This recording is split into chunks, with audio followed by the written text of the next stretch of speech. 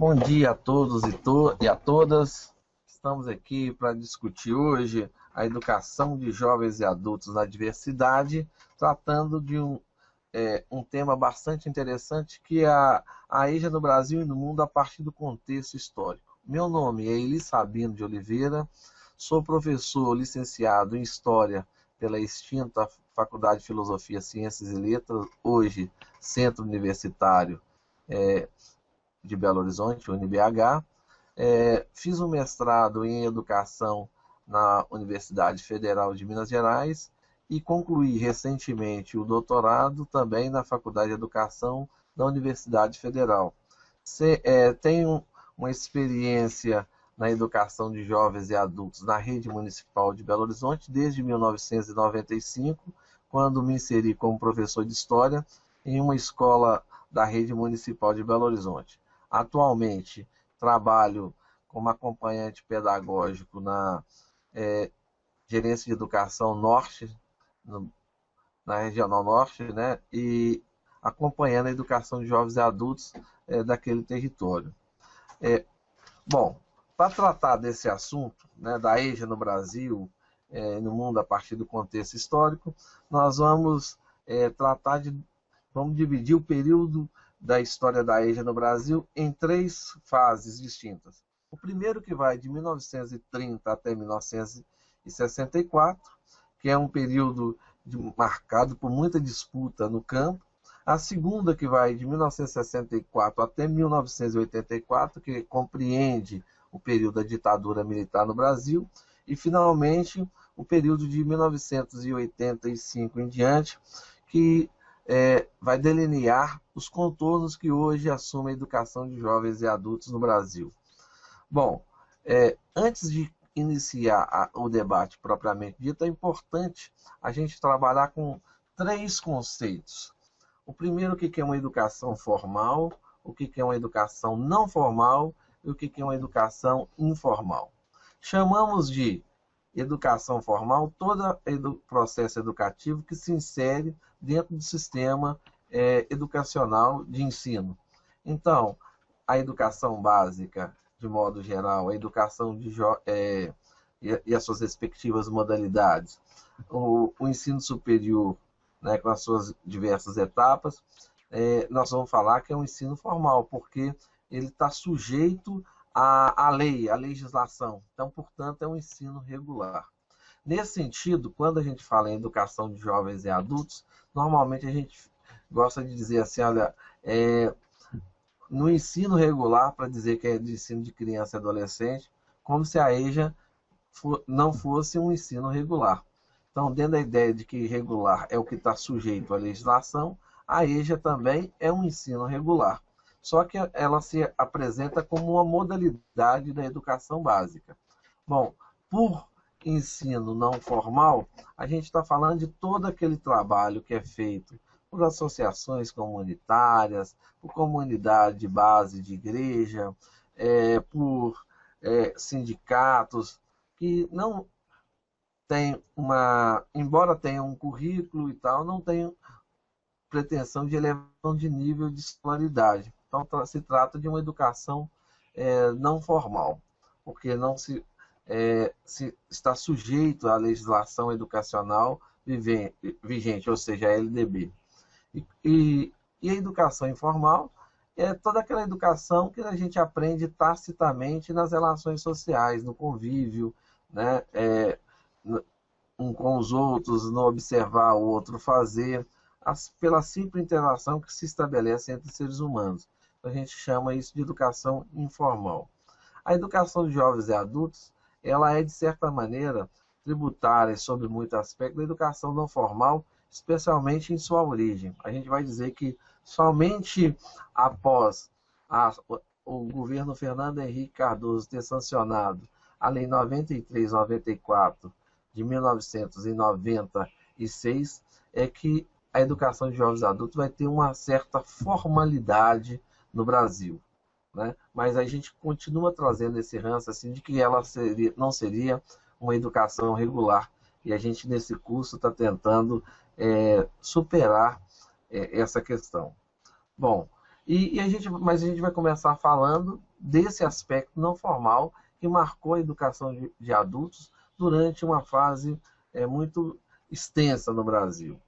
A gente pode lembrar, por exemplo, que em 1922, quando foi criado o Partido Comunista Brasileiro, por Luiz Carlos Prestes, esse partido tinha como objetivo formar quadros para disputa política, tinha como objetivo formar quadros para que pessoas pudessem se posicionar contra o sistema capitalista. Era um partido, assim, digamos, revolucionário. E esse partido, ele, nesse momento, vai investir pesado na formação dos seus quadros, das pessoas que eram filiadas ao PCB. É importante dizer o seguinte, como naquela ocasião havia muitas pessoas com baixa escolaridade, analfabetos, o Partido Comunista vai se propor a formar, não, digamos, não escolarizar, mas trazer uma série de elementos próprios de uma educação formal para os seus quadros ali, até então filiados. A Igreja Católica, naquele instante, né, embora não tivesse esse aspecto revolucionário, muito antes pelo contrário, mas ela também estava comprometida com a formação dos fiéis numa perspectiva cristã, católica, e ela também vai investir muitos na formação dos seus fiéis. E aí a gente vai ter a alfabetização de adultos como um elemento importante. Bom, mas até então não havia, por parte do sistema educacional brasileiro, nenhuma política voltada para pessoas jovens, adultos, enfim, aquelas pessoas que naquela ocasião haviam sido excluídas da escola, o que ultrapassava a casa de mais de 60% da população. Somente na década de 60, para vocês terem uma ideia, o número de analfabetos no Brasil era 50% da população. Na década de 30, essa cifra era acima de 80%. Então nós estamos falando de um país marcado pela baixa escolaridade, né, um sistema educativo altamente excludente, seletivo, e que a educação de adultos vai aparecer nesse cenário como uma luta pelo direito à educação. Hoje nós temos muito claro isso, que a EJA é uma modalidade da educação básica que está ligado a uma dívida social do Estado brasileiro, mas naquele tempo não se tinha essa clareza.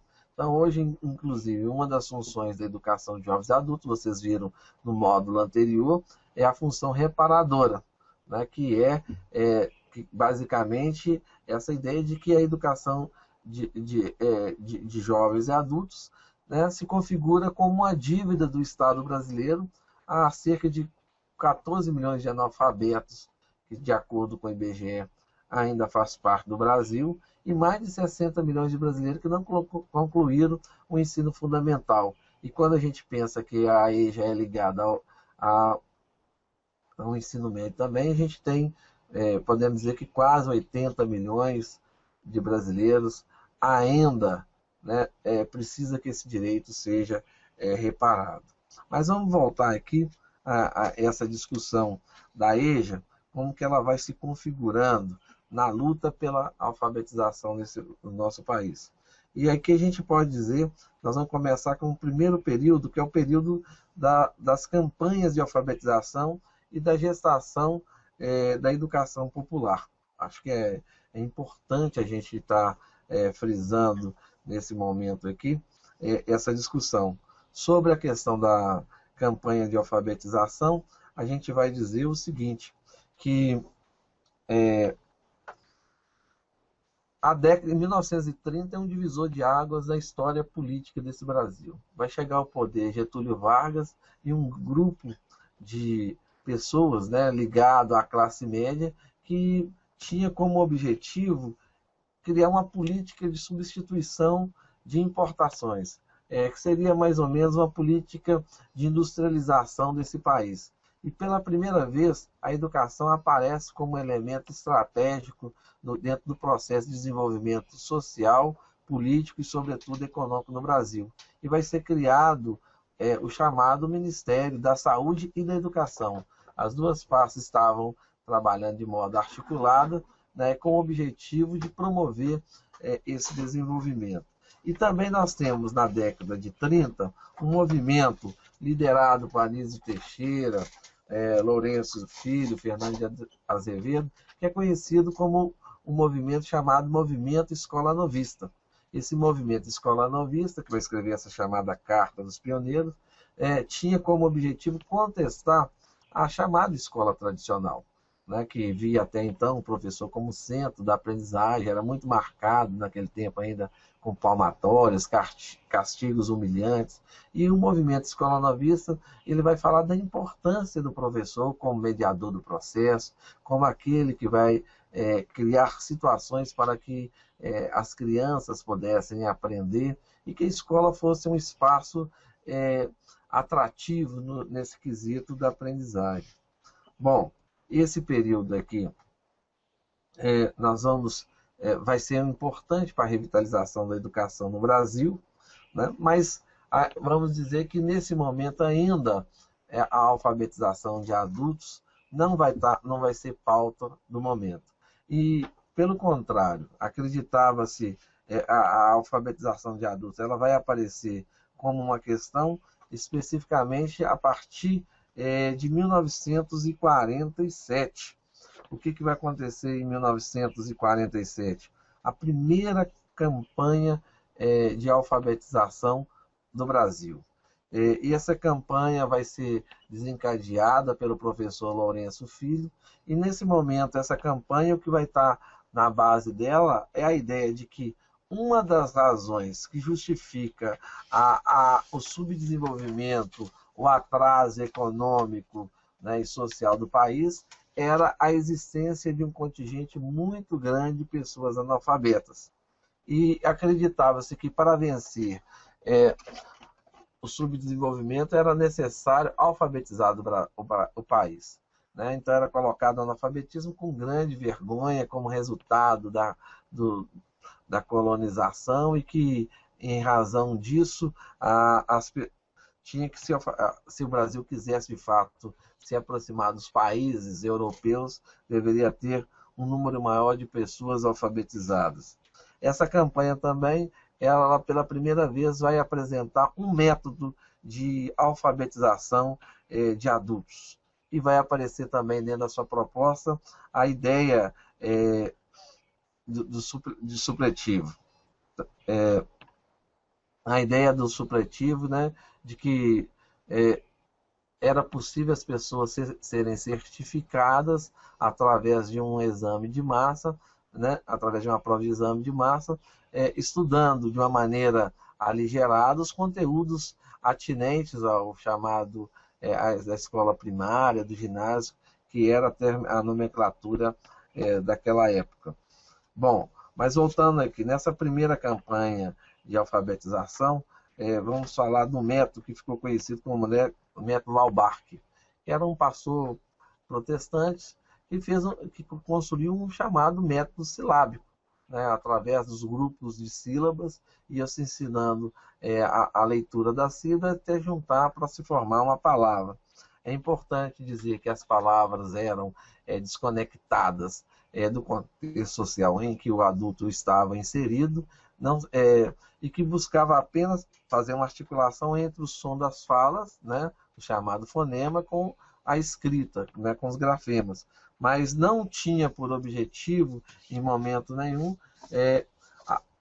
ajudar esse adulto a compreender a sua realidade. Pelo contrário, a primeira campanha de alfabetização, ela é, de certa maneira, compreendida como se os educadores fossem, na verdade, se os educandos fossem, na verdade, uma tábula rasa que precisava ser alfabetizada, né? Sujeitos sem cultura, sem experiência, e que, através da leitura, teria acesso ao mundo das artes, ao mundo da ciência e o mundo da cultura.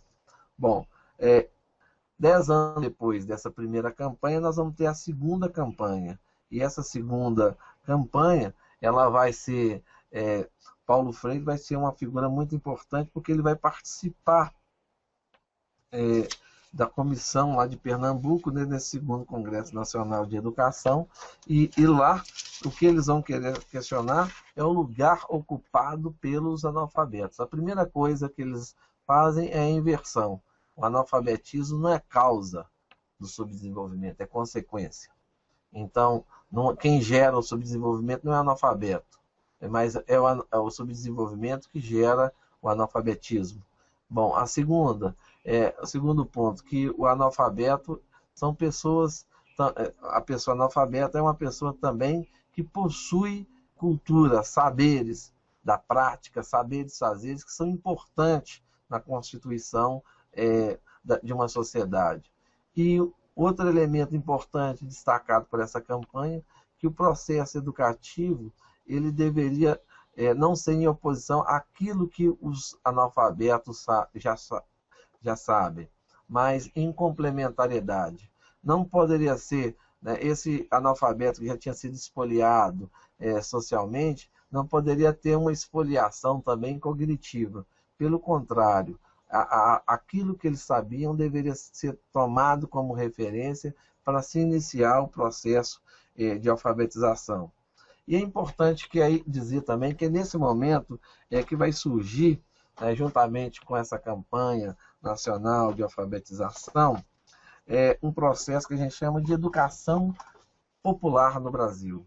É um momento importante, porque essa educação popular ela vai começar a discutir o que é cultura, o que é popular no Brasil, questionar princípios próprios daquela sociedade, que era uma sociedade populista, né, com os governos personalistas, que em vez de permitir que os sujeitos, né, aprendessem a construir seus valores, vivessem de doação, né? Então, os governos populistas que marcaram aquela época, de certa maneira, infantilizavam a população e não permitiam que elas crescessem do ponto de vista político. O movimento de educação popular questionavam isso. E segundo, a ideia de educação como algo alargado, não algo que se restringe à escola. Hoje, inclusive, isso aparece no primeiro capítulo da Lei de Diretriz e Base, quando diz que o processo que a educação diz respeito aos aspectos formativos dos seres humanos, que inicia-se na família, que se estende nas interações sociais, que está ligado também à formação humana, né? A educação ela aparece nos movimentos sociais, nos movimentos políticos, enfim, a educação é algo que permeia o chamado tecido social. Bom, mas não se entendia desse jeito, né? A educação estava muito restrita ao seu aspecto formal, ao sistema educativo, e vai ser pela primeira vez que isso vai ser contestado por esse movimento de educação popular.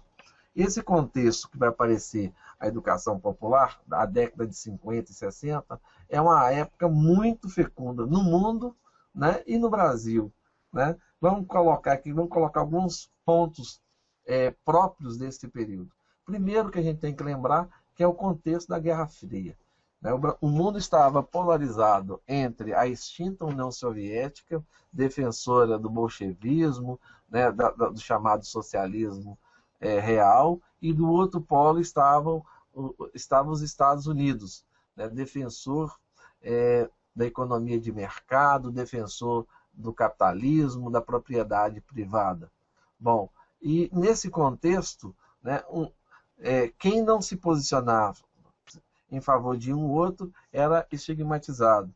E dentro dessa, é importante lembrar que a educação popular ela tinha uma posição muito crítica em relação aos chamados partidos comunistas, que falavam em vanguarda, que falavam em quadras e que não levava em consideração o potencial das camadas populares.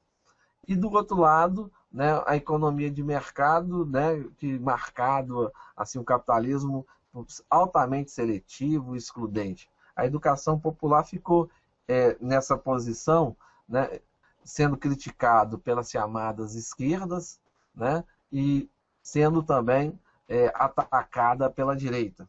Né? Pelas esquerdas, porque não acreditavam nessa ideia de que o povo poderia participar do movimento, que ele fosse sujeito.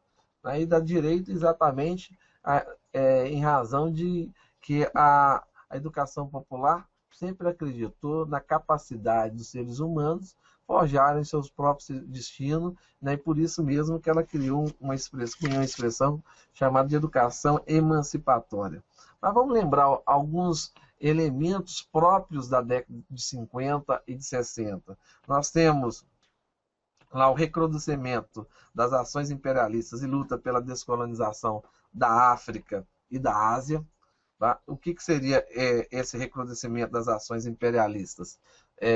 Bom, eu vou destacar aqui que a guerra da Coreia, a guerra na China, a própria a descolonização da África, né, a luta de vários países, a própria Revolução Cubana. Você também tem, nesse momento, um questionamento severo das atrocidades cometidas pela ditadura stalinista, né, do polo que se seguia à extinta União Soviética. Você tem aqui a crise do populismo no Brasil, o questionamento, os limites do paternalismo, do assistencialismo, que era próprio do modelo getulista no Brasil e peronista na Argentina. Você também tem a celebração da Revolução Cubana e a contestação da Guerra do Vietnã. E no plano religioso, você tem o questionamento da teologia tradicional e das estruturas excludentes, né, eclesiásticas excludentes católicas, né, que, segundo os religiosos progressistas, estava conectada aos interesses dos grupos econômicos poderosos.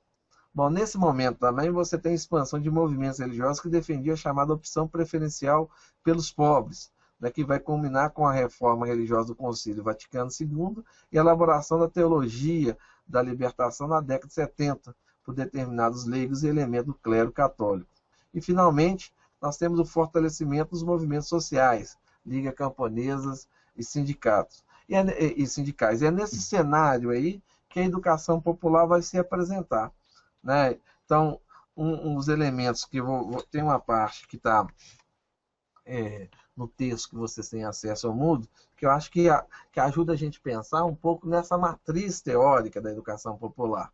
Né? Então, que é uma matriz teórica, ela vai estar sentada nos conceitos e categorias que questionam a forma de poder, né, e de saber dos grupos dominantes. Né? A forma de saber, porque algumas formas específicas de saber acabam perpetrando a desigualdade social. Né? Os movimentos de educação popular, né, eles vão procurar criar uma pedagogia voltada para os interesses sociais e políticos e das classes que ocupavam a posição socialmente subalterna na sociedade. E nesse plano aqui, eles vão se valer tanto de escritas de Karl Marx, que vamos dizer assim, aquele que elaborou a teoria, né, do materialismo histórico dialético, quanto também princípios do movimento de base da Igreja Católica. Ou seja, era, de certa maneira, uma junção, uma articulação, uma pretensa articulação entre as ideias do materialismo histórico e as ideias sociais cristãs, especialmente católicas, que marcavam aquela época. E o Paulo Freire, nesse contexto da educação popular, ele é uma figura de ponta. Tá? Ele, vamos dizer assim, não é o principal nome, né?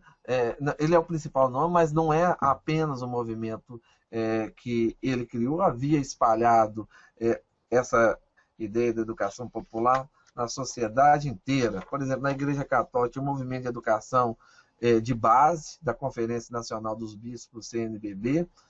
Você tinha também um movimento de cultura popular da Prefeitura lá de Recife.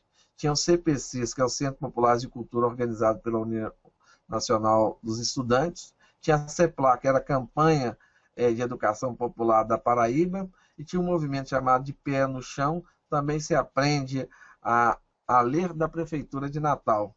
E aí é nesse contexto que nós vamos ter um momento mais fecundo da educação popular no Brasil. E essa questão do movimento da educação popular, ele vai ser, certamente, vai ser importante para a educação. Tem um livro lá de 1968 do Paulo Freire, que chama Pedagogia do Oprimido, onde ele apresenta os fundamentos de uma educação do oprimido. Ele fala, em primeiro lugar, que a educação do oprimido não é para o oprimido, mas com o oprimido. E dentro da perspectiva freiriana, ele vai questionar muito o modelo bancário de educação, onde o professor, dentro de uma relação vertical, se apresenta como o sujeito da aprendizagem, o transmissor de conteúdo.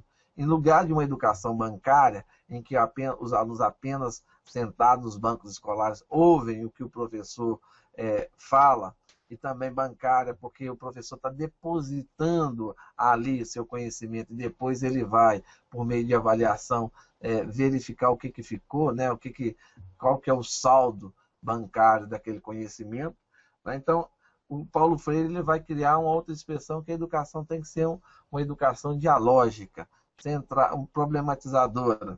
Bom, esse movimento de educação popular, que vai ter esses princípios, né, de levar em consideração aquilo que o aluno já sabe, os seus interesses e suas necessidades básicas de aprendizagem, vai ser abortado no período da ditadura militar.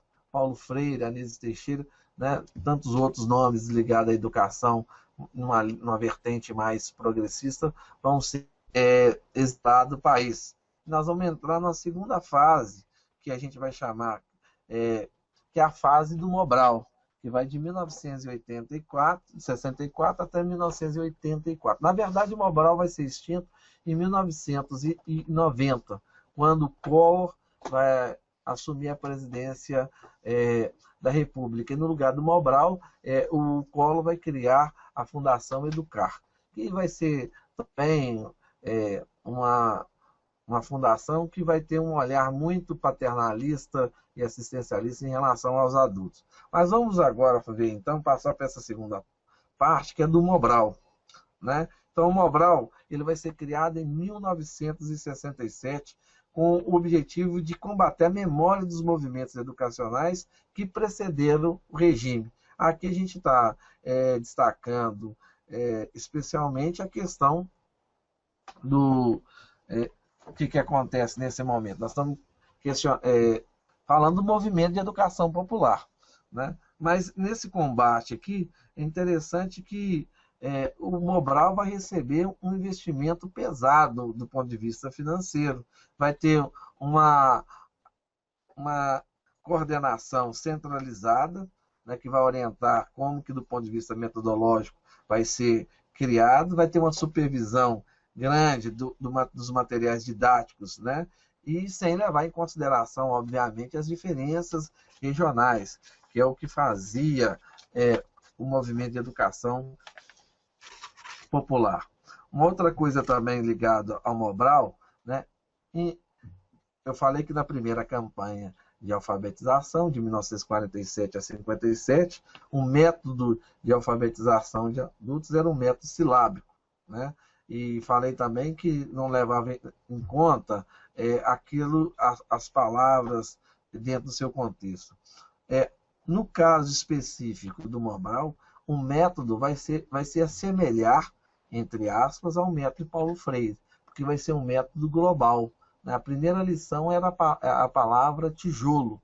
Né? Então, depois que entendesse a palavra inteira, que ela seria desdobrada em sílabas, e aí formando novas palavras. Mas no caso específico aqui, né, o que ficava era muito mais um método, mas sem aquele conteúdo político, esvaziado de criticidade, daquele princípio freiriano que a leitura de mundo precede a leitura da escrita. Mesmo porque se tratava de uma lei, o Mobral estava situado dentro de um contexto da Lei 5692, que vai ser de 1971, essa lei ela vai colocar a educação como um local de segurança nacional, ao mesmo tempo que a educação ela é um ponto, uma chave para o desenvolvimento econômico, para um processo de industrialização. a educação também deveria ser monitorada permanentemente, porque poderia difundir ideias do ponto de vista ideológico que questionasse os fundamentos da ditadura militar naquele momento. Bom, a gente pode dizer que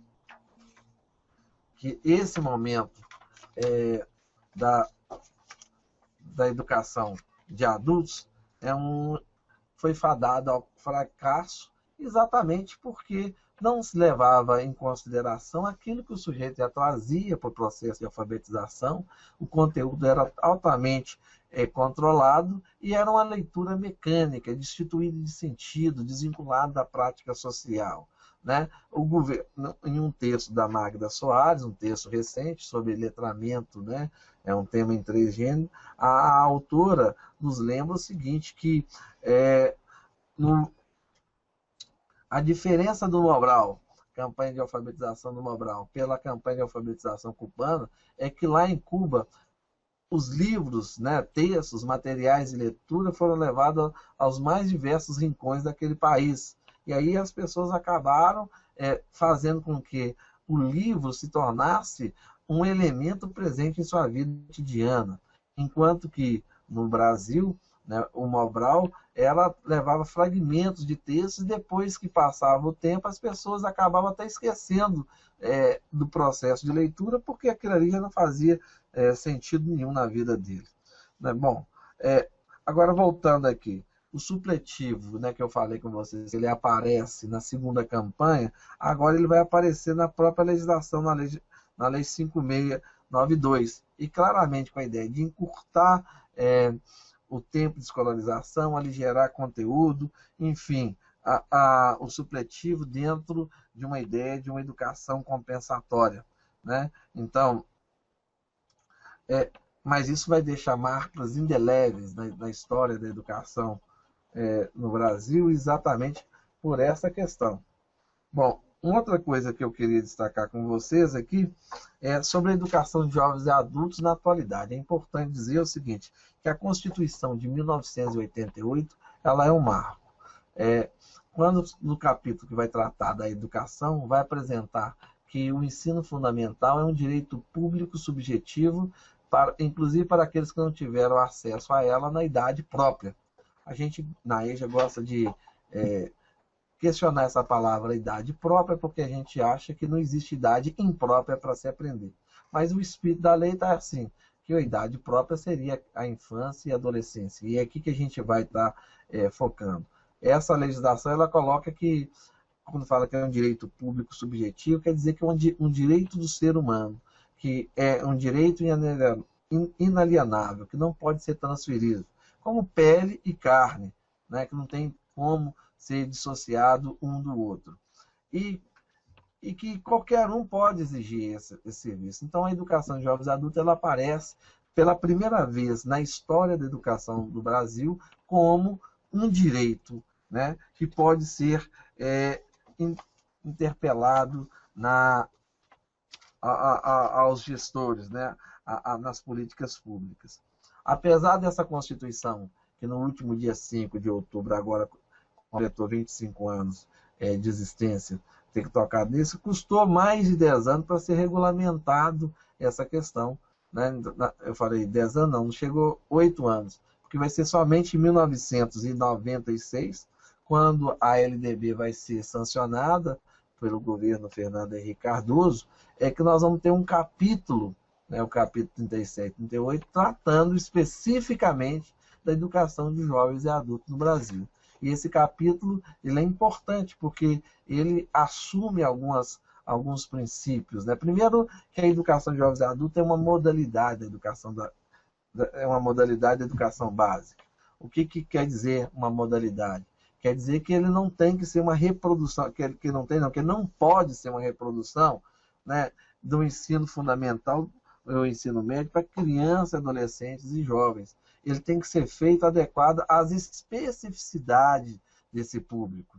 Né? Tem que levar em consideração as chamadas dimensões formadoras que compõem a vida dos sujeitos da educação de jovens e adultos.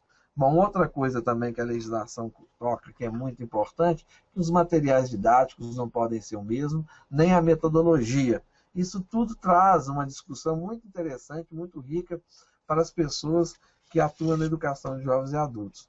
Mas a gente pode lembrar o seguinte, que na época do Fernando Henrique Cardoso, a alfabetização de adultos foi estimulada através do programa AlfaSol, que é a alfabetização solidária, que dentro daquele programa da comunidade solidária, né, e nesse momento lá era interessante que poderia ser adotado um adulto, e aí as pessoas poderiam depositar R$ 21, e depois deduzir isso por mês, deduzir isso no imposto de renda. Então era um favor, também não era qualquer um que poderia alfabetizar, não precisava necessariamente ser alguém que tivesse uma formação específica. E em relação, assim que o Lula ganha em 2002, né, a situação não melhorou abruptamente, não. Né? Pelo contrário, foi instituído o programa Brasil Alfabetizado, que é uma parceria entre a União, os municípios e a sociedade civil, e que o MEC vai dando uma assistência técnica e financeira para o adulto, né? E o município ele trata de recrutar os alunos e a pessoa que vai estar organizando a sala. Mas dentro do Brasil alfabetizado, talvez o grande mérito é que depois de 9 meses do Brasil alfabetizado, o município teria que inserir esse adulto no processo de alfabetização. Isso foi muito importante em Belo Horizonte nos últimos anos, né? Vou falar daqui, que é um lugar que eu conheço melhor, né? Porque foi criado várias turmas de educação de jovens e adultos, de alfabetização, em espaços não escolares, né? Sobretudo, né, em igrejas e tal, e nesse período, especialmente 2008 até 2005 até 2010, né, a gente teve em Belo Horizonte um momento em que alguns princípios próprios da educação de jovens e adultos foi assegurado, né? Bom, mas é importante lembrar que a EJA continuou até 2008 sem um financiamento próprio, né? Porque por conta do Fundef, né? O Fundef foi criado em 1996 e ele focalizava o investimento no ensino fundamental para criança e adolescente. Embora a EJA fosse também ensino fundamental, né, não recebia nenhum repasse do governo federal. E aí os municípios deixaram em segundo plano a alfabetização de adulto. Agora, com a criação do Fundeb, né, em 2007, 2008, nós vamos ter agora um investimento maior na alfabetização de adulto. Isso aí tende, inclusive, né, nesse investimento, nessa proliferação e na formação desse professor. E uma das coisas que se coloca hoje é o seguinte: o que se pode ser feito para construir uma educação de adultos que tenha uma referência do ponto de vista pedagógico interessante. Quem nos dá a pista é a Declaração de Hamburgo, né, que considera que, através da educação de adultos, né, haja o fortalecimento do ser humano como eixo central e como na participação ativa da sociedade. Né? Fala do fortalecimento e integração das mulheres, promoção da cultura da paz e educação para a cidadania e para a democracia, promoção da saúde como direito humano básico, promoção da sustentabilidade, a adequação cultural e linguística da educação dos povos indígenas e nômades, igualdade de oportunidade para a aprendizagem para a população de idosos e de portadores de pessoas com deficiência física.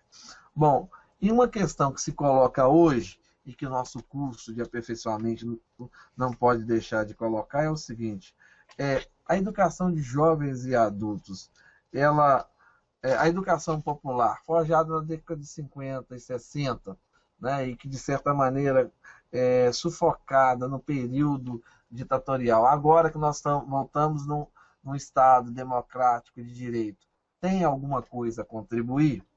É possível nos valermos dos princípios da educação popular para forjar uma educação de jovens e adultos libertadora, emancipatória? Bom, nesse aspecto, o professor Miguel Arroyo, a resposta que ele dá é sim.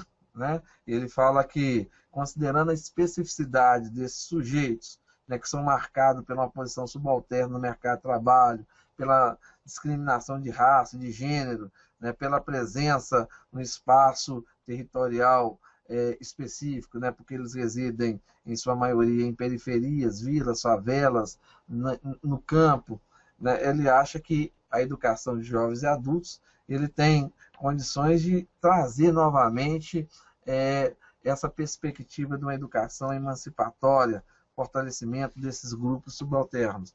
Agora, o professor Newton Fischer, lá da Universidade Federal do Rio Grande do Sul, ele acha, pelo contrário, que a educação popular ela não tem muito o que dizer nos dias de hoje, porque o público já modificou a expectativa também. Ele coloca o seguinte, que o educador da EJA não está, via de regra, envolvido com a luta pelos direitos humanos, como acontecia na década de 50 e 60, nem enfrentando um poder ditatorial, como ocorreu com a educação popular depois da ditadura militar. Né? O desafio do profissional docente na atualidade é lidar com seus múltiplos horários de trabalhos, em turnos e escolas diferentes, bem como o desprestígio social dessa categoria.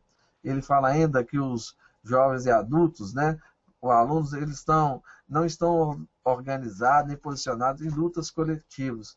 Né? Então, o que eles estão querendo muito é bens oferecidos pela sociedade de consumo, né? Que é muito diferente da década de 60. E ele fala que os nossos pesquisadores também não têm como referência mais Gramsci, Marx, que eram, de certa maneira, as referências teóricas do movimento de educação popular. Que hoje nós temos agora, são pensadores como Foucault, Gertz, né, que pensam o poder como algo que está proliferado dentro da sociedade, não no Estado, e que a cultura está dentro do sistema de significação, né, enfim, não como algo a ser disputado e contestado. Bom, da nossa parte aqui, a gente concorda com Miguel Arroyo, né, se a gente considerar que a gente está nessa sociedade de consumo e que os professores não estão engajados em movimento de luta para a libertação e nem que nós estamos também lutando contra o poder ditatorial. Mas nós acreditamos que, a despeito de todas as mudanças que a sociedade teve, a educação popular tem muito que nos ensinar. Só que ela precisa ser relida no nosso tempo. Nós temos que pensar assim, ó, diante dos desafios que estão colocados em relação à diversidade que compõe a educação de jovens e adultos, diversidade etária, geracional, diversidade de gênero, diversidade sexual, religiosa. O que é a educação popular num cenário como esse, de empoderamento do sujeito, de fortalecimento de uma prática educativa só centrada nas necessidades básicas do seu sujeito? O que ele teria que nos ensinar? E é sobre essas questões que o curso de aperfeiçoamento que vocês estão participando se volta. Né? Eu acho que por hoje é isso aqui que nós queríamos tratar. Né? E aí a discussão da legislação da EJA específica, né? Nós vamos ter um outro trabalho, né? Sobre isso, mas eu encerro a minha participação agradecendo a vocês pela atenção, né, e desejando a todos boa leitura e boa formação. Né? Obrigado.